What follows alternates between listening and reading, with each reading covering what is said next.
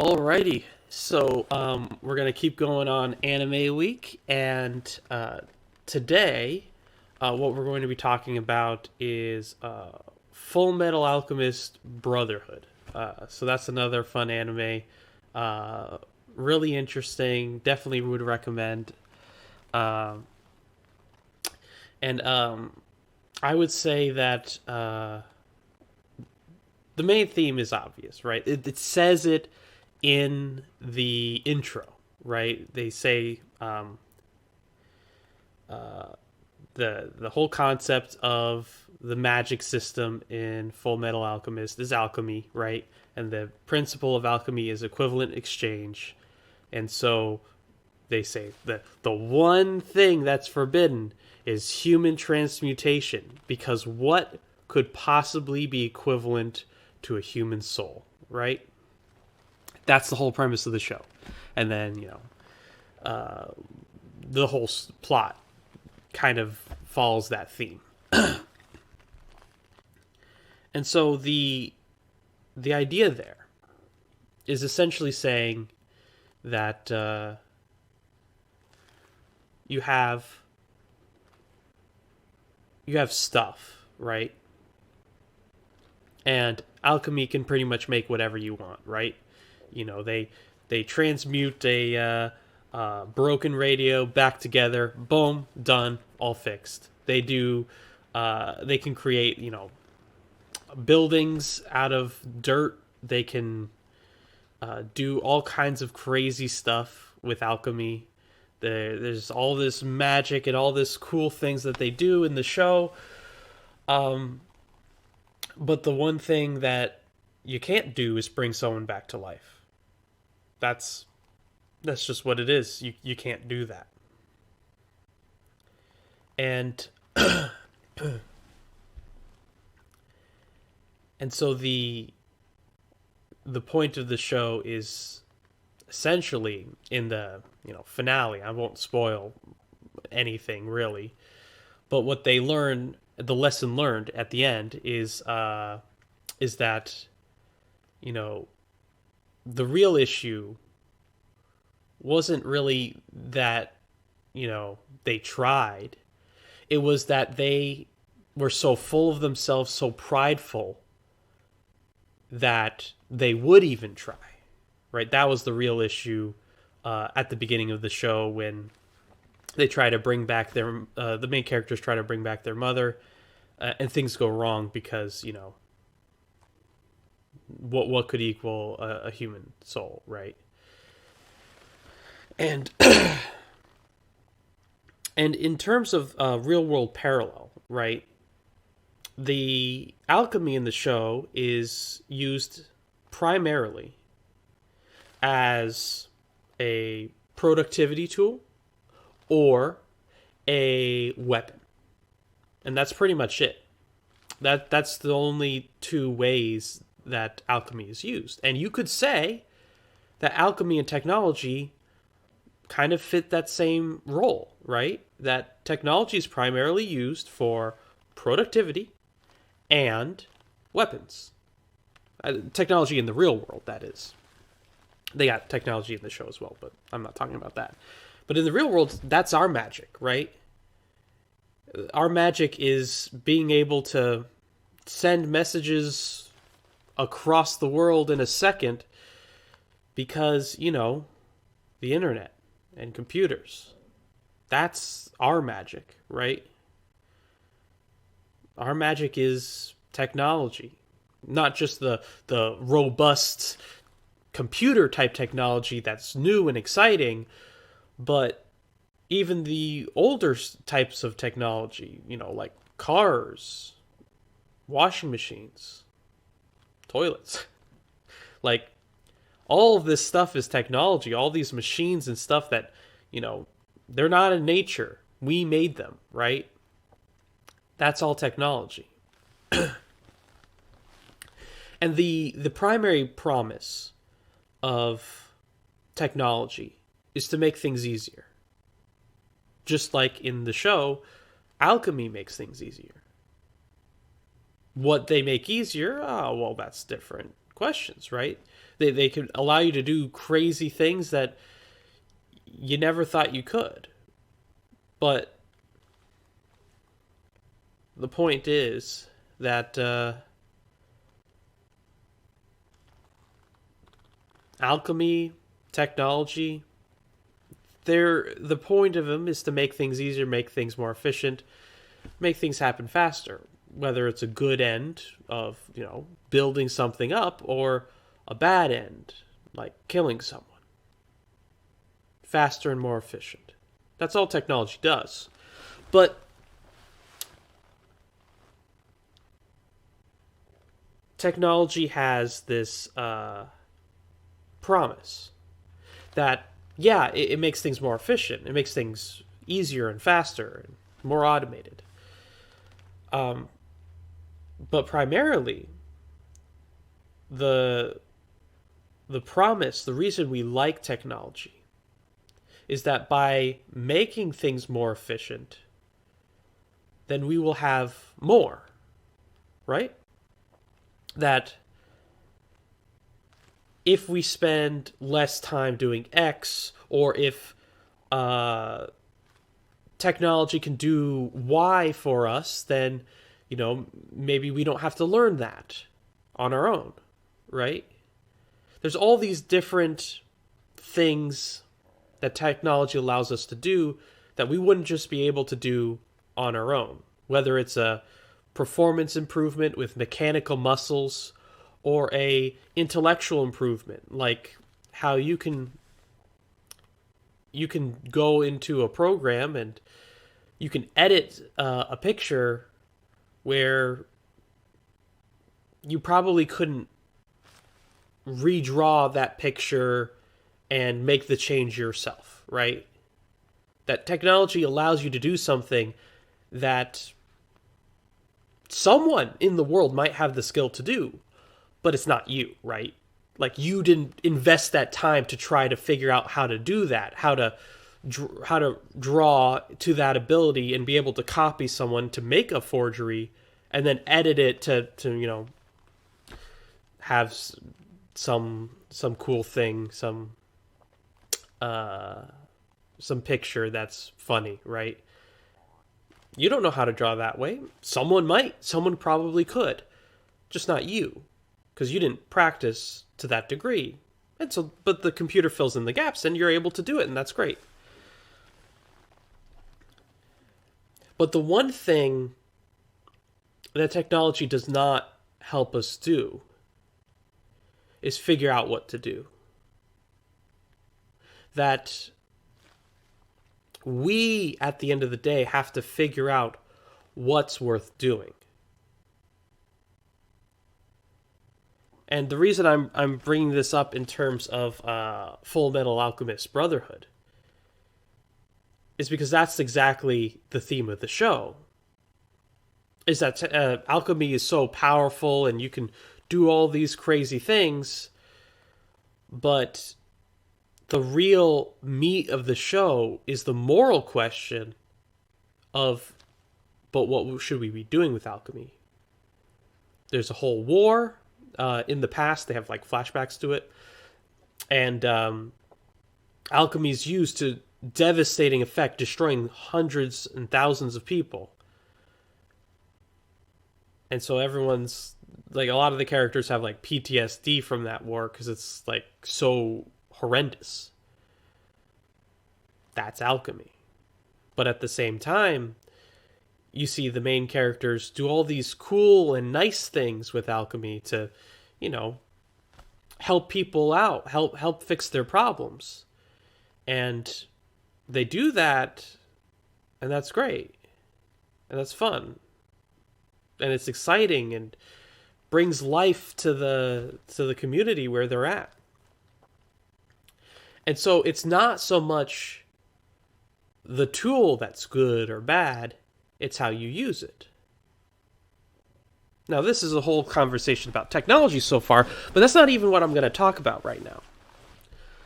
The point of this video, the point I'm trying to make, is not about technology, is it good or bad, but rather it's going to be a point about capitalism.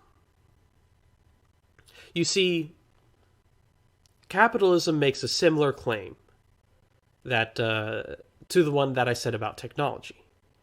That technology promises to make things easier and more efficient, and that's the promise of technology. Well, capitalism, the promise is to make things easier, more efficient, more fair, more just.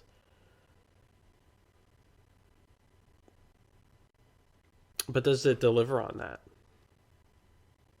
Really, all capitalism does is fundamentally says that free trade, that voluntary transactions should be the only types of transactions there are. And so, voluntary transactions, that's good. It's like the rule of equivalent exchange, right? That you can't get more than you give. Everything has to be fair. Yeah, maybe you can trick someone, you can lie, you can deceive. But then those come back to haunt you, right? The next trade won't happen because people are suspicious of you. You may have your comeuppance because you tricked someone. You might have to pay that money back. There's all kinds of stuff that capitalism facilitates. But at the same time,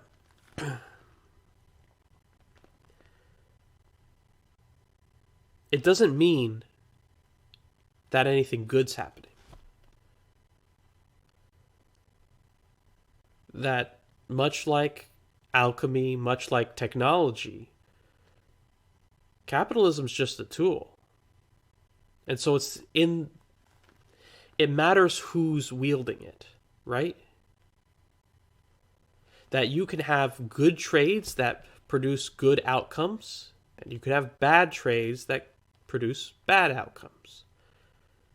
Because you can say that the arms dealer is not a murderer, but they're facilitating murder. The people who do the murdering wouldn't have the guns unless the arms dealer gave them the guns, right? That's how that works. And so it's that promise of technology and productivity. It's the promise of capitalism and freedom and not being restricted. Well, it does do that. But the direction you head in is very important. And you see, this is why I'm a distributist, not just a straight up capitalist. Is because the issue with capitalism is not with its efficacy, right? It is effective. We all see capitalism do big things. They might be good and they might be bad, but they are always big. And that's where it ends. It can't do more than that. It's just an amplifier. Because with capitalism, it's just that equivalent exchange. You get what you give, right? But what's taken out of the equation is people, right? You don't care about people in this calculation of a fair trade. You look at one item versus another, but you don't necessarily think about the people involved. There's no requirement or need to do that. And that's probably fine for the most part, but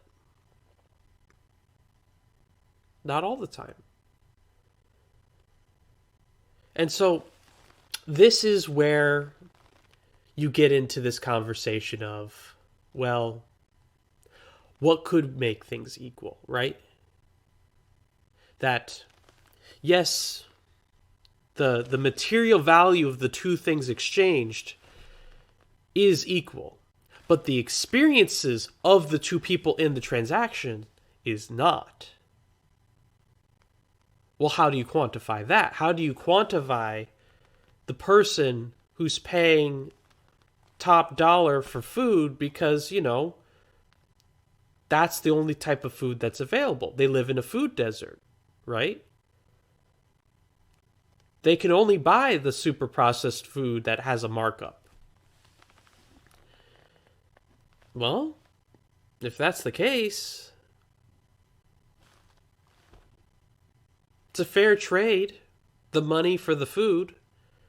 And that food did cost that much to produce. But it doesn't mean it's the type of food they wanted. It's not the type of food they would have liked. It's just what was available. And that's the thing. Just because it's fair doesn't mean it's ideal, right? We all know that intuitively, but we don't think that way. We don't think of this compared to what. We look at our money and we look at the item and we say, fair deal, fair trade. But we don't look at our money, look at the item, and think of all the other things we could have spent that money on. We don't think about all of the stuff that money would get us. That if you were to take your baseline expenses for the entire year, how much does $20 get you? Does $20 mean you don't have to work for 2 extra hours? Like, it's $20 2 hours for you. 2 hours of life back because you saved $20, didn't spend it on something you didn't need, and instead you use that $20 to be able to afford retiring earlier, be able to afford, taking an unpaid day off, to be able to afford some time between jobs, to be able to afford what? Your life. And that's really what's going on with capitalism. Is you are fundamentally taking your life and exchanging it for material gain. Your time, your energy, all of that. And you're selling it to the highest bidder. That's what a job is. And so, that promise of equivalency, it's there. You're trading an hour of your time for an hour of someone else's time. The exchange rate might be a little bit different. Theirs might be scaled up because they had to, dump a whole bunch of time into schooling first, or maybe yours is scaled up because you did that. But fundamentally, that's what it is. Your time is sold so that way in the future you can have these dollars to buy someone else's time. And so you're just trading part of your life, your being, for someone else's life and someone else's being. That the exchange in capitalism is fundamentally this kind of human transmutation that Full Metal Alchemist is talking about.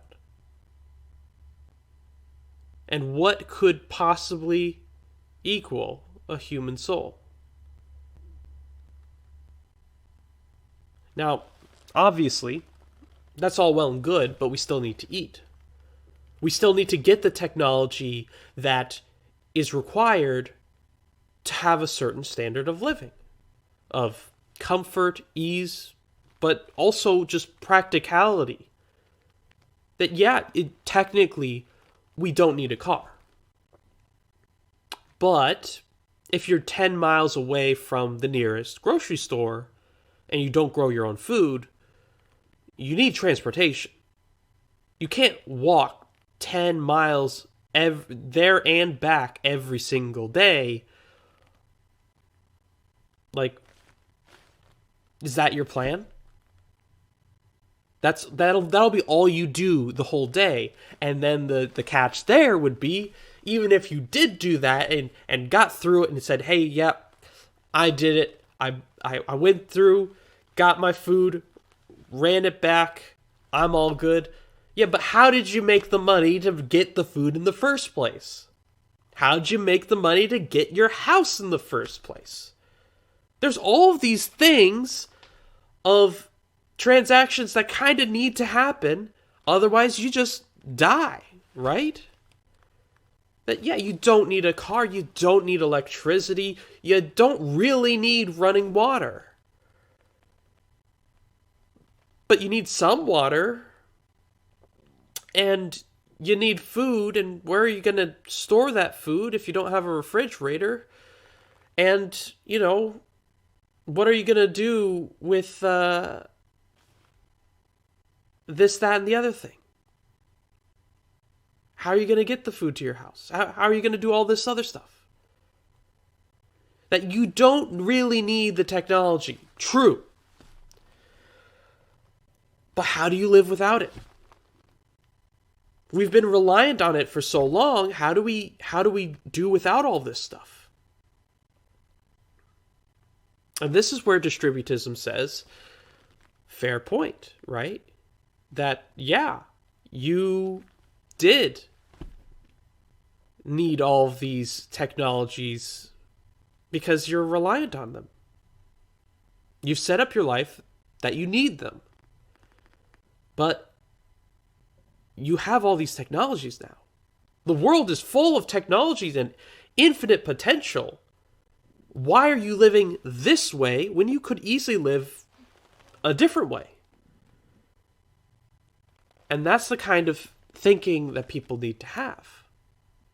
Is that, yeah, sure, you are living this way, and yes, you do need that car in order to go to the grocery store, in order to go to your job, to get the money to buy the groceries. Yeah, that's a need now, today. But if you set up your life in a different way, where you weren't reliant on going far distances for all this stuff, maybe you live next to the grocery store or some kind of smaller shop. Maybe you just pay for delivery. Maybe you grow it yourself.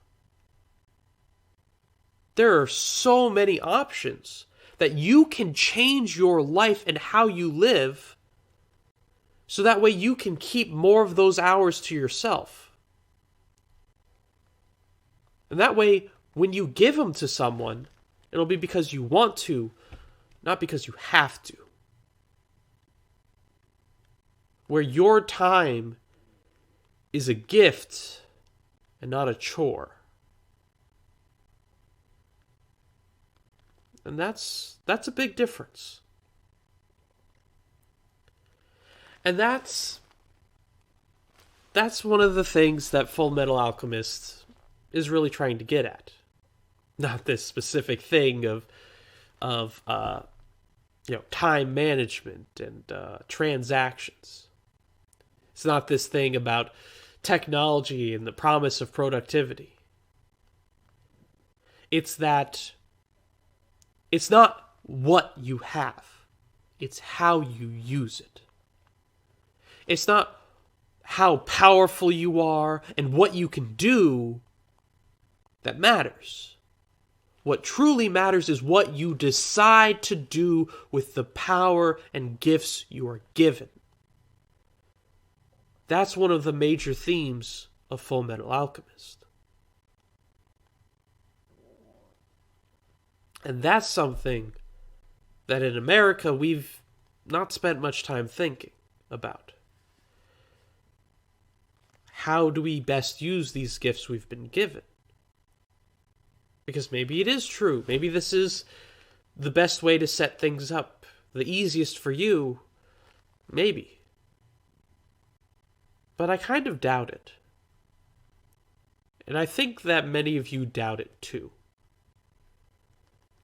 And so what I would recommend is you don't have to agree with my ideology. You don't have to be a distributist. That's irrelevant. It doesn't matter. What I'm recommending for all of you today is to set up your life in such a way that it fits you better. That it requires less from you to get the basic stuff so you can do more with those gifts that you're given. That you can make big changes, big differences. You can do a lot of good stuff with that extra time, with that extra money, with all this stuff that you're saving by not just going through life default, by actually thinking about it, by actually making these intentional decisions. Whether it's saving money, investing money, spending less, automating something that's tedious. There's a lot of things you can rethink on many different levels. Your housing, your transportation, your food, your water, utilities, your friendships, your families. There's all kinds of things that you can improve its logistics, you can make it more automated, you can make it more integrated. Having things closer together. So yeah, you don't need transportation because your work's right over there, your food's right over there, your friends are right over there. You walk across the street, you're all good. That works. But the point is, don't sell your soul for material gain. It's not a good idea. Don't give up who you are just for stuff. And that's why in Full Metal Alchemist, alchemy wasn't the answer at the end of the day. It made the show exciting and fun and cool, but it didn't get them their bodies back to the way they were. It didn't make them whole. Alchemy just was a thing. It did stuff, and that's cool. Technology, it does stuff and it's cool.